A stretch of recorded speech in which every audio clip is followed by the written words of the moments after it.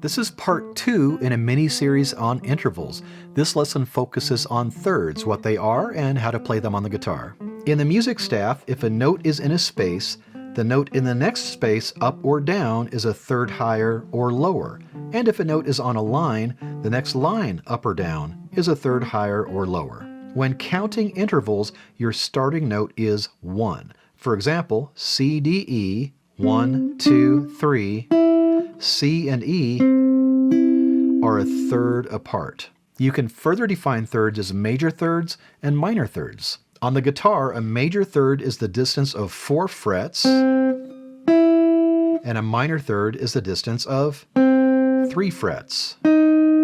A minor interval is always going to be 1/2 step or 1 fret smaller than its corresponding major interval. The reason we have major and minor intervals has to do with the major scale. As already mentioned, C to E is a third. When you're trying to figure out the quality of an interval, major or minor, build a major scale starting on the lower note of that interval. In other words, think of the lower note as the tonic. For example, when you build a C major scale using the whole step, half, whole, half pattern, you get C, D, E, F, G, A, B, and C.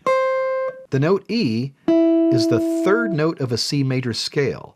It belongs in that scale, so E is a major third higher than C. If you lower that E to E flat, that E flat is a minor third higher than C. And a note about terminology. In non-classical music, the major third is often referred to as just 3, while a minor third is often called flat 3. And this has nothing to do with whether that third is a flat, sharp, or natural note. It just describes that note in relation to the major scale. For example, D and F sharp are a major third apart. A non-classical musician might refer to this F sharp as the 3. Lower that F sharp to F natural, and you have a minor third higher than D, which a non-classical musician may call flat 3. That being said, I'm going to use the terms major and minor third in this lesson. To play a major third higher on the same string, play 4 frets higher, and vice versa.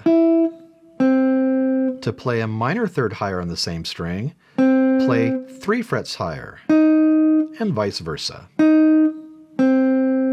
Now we're going to find major and minor thirds moving from one string to the next. If your lower note is on the 6th string, and you want to play a major third higher on the 5th string, that's just going to be 1 fret distance, and vice versa. Same if you're moving from string 5 to 4, and 4 to 3. Now, because of the way the guitar is tuned, it's going to be different when you're moving between strings 3 and 2. A major third between strings 3 and 2 is going to be the same fret. And moving between strings 2 and 1, we're back to 1 fret distance. And minor thirds. If your lower note is on the 6th string, and you want to play a minor third higher, you play 2 frets away on the 5th string, and vice versa. Same if you're moving between strings 5 and 4, and 4 and 3.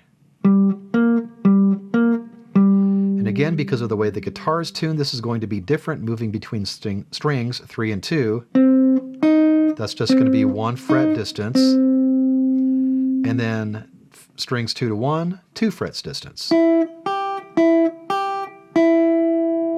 The next lesson focuses on fourths. When that lesson's ready, I'll post a link at the end of this video.